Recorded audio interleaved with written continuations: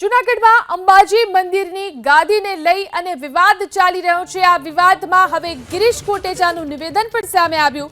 મહેશ ગીરીના આરોપને ગિરીશ કોટેચાએ ફગાવ્યા છે। કલેક્ટર એની તપાસ કરે, સીએમ તપાસ કરે કે અમે ટ્રસ્ટી બનવા માટે કોઈ અરજી કરી હતી। માએ અમને રાખ્યા હતા માત્ર સેવા સમિતિમાં કે જ્યારે જરૂર પડે ને ત્યારે તમે આવજો, અને એ પણ 1 વર્ષ પછી સમિતિ પણ બંધ થઈ ગઈ છે। અમે નથી ગયા કોઈ પ્રસંગ કમિટીએ શૈલજા માને ફોન કરીને બધાને છૂટ, એ અત્યારે કુંભના મેળામાં છે। જે માનું નામ લઈને એને પણ દબાવે કે જો તમે કંઈ કરશો ને તો હું પાના ખોલીશ। તું હેના પાના ખોલવાનો ભાઈ? તારા પાના તો કુદરતે ખોલી દીધા ને માં અંબાની તને હાઈ લાગી ગઈ। આ મંદિર હડપવા માટે જાઓ તમે। અને શૈલજા માને બધા મીડિયાવાળાને કહું કે પૂછજો કે અમે કોઈથી ટ્રસ્ટી બનવા માટે ભવનાથમાં કીધું છે, રજિસ્ટર ઓફિસ મગાવી લઈ। એ જ જગ્યામાં માત્ર અમને પ્રસંગ કમિટીમાં રાખ્યા હતા, ને 4 નામ કેવા કે જેનું રોજનું એટલે 1 મહિનાનું 20 લાખ રૂપિયાનું દાન છે, એવો દીપક ચોકસી, ધીરુભાઈ ગોહેલ કે જે જૂનાગઢના મેયર હતા એનો છોકરો વિકી, કિશોર પોકિયા કે જે મંદિરોની હરેકને મદદ કરે, એવા 4 પ્રસંગ કમિટીમાં રાખ્યા હતા।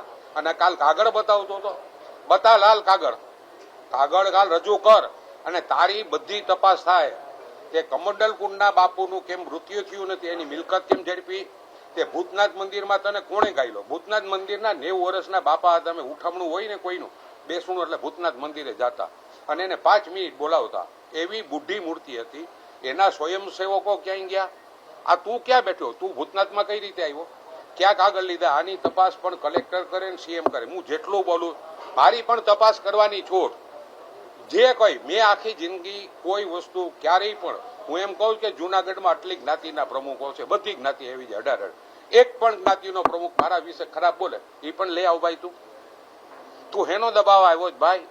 અને તારી પાસે પણ કોઈ ભાજપના પણ આવીને આ ભાઈ આનો ના આનો, કોઈની જરૂર નથી ભાજપના નેતાઓને ભાઈ કે મંદિરમાં જઈને હરિગીરી બાપુના વાલા થાવ ને વા જઈને મહેશગીરીને વાલા થાવ।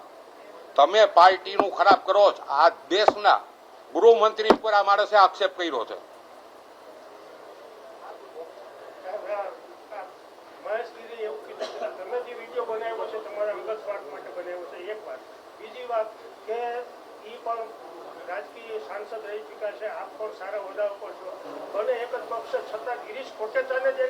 બાપુ સાંભળો, મારો વિડીયો આ બધા મેં શું વિડીયો બનાવ્યો મારા માટે? હું અરે ઈ તો ઈ આક્ષેપ વાળો જ માણસ છે, એને આખી જિંદગી આ હું એમ કહું મારો વિડીયો શું છે, બધા મેં રિક્વેસ્ટ કરી કે જૂનાગઢની ધરતી આ તપોભૂમિ છે, અહીંયા દત્ત દાતાર ગિરનાર બિરાજે છે, તનસુગીરી બાપુ ઓફ થઈ ગયા પછી તમે લોકો એના કુટુંબને મળ્યા કે સીધા ઝઘડા કરવા માંડ્યા? બે સંતોને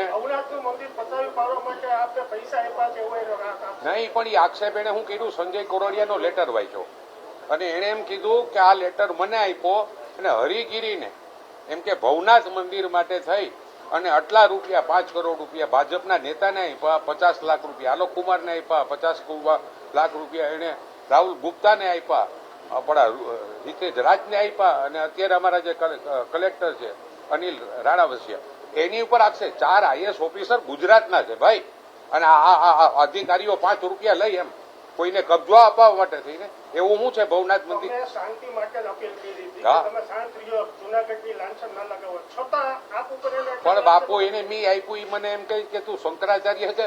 અરે ભાઈ હું શંકરાચાર્ય નથી, મારું એક પરિવાર છે, હું મારા પરિવારમાં રહું, 7 ટર્મથી ચૂંટાવ, મને માણસો પ્રેમ કરે છે, મેં જૂનાગઢના હરેક લોકોને મદદ કરી।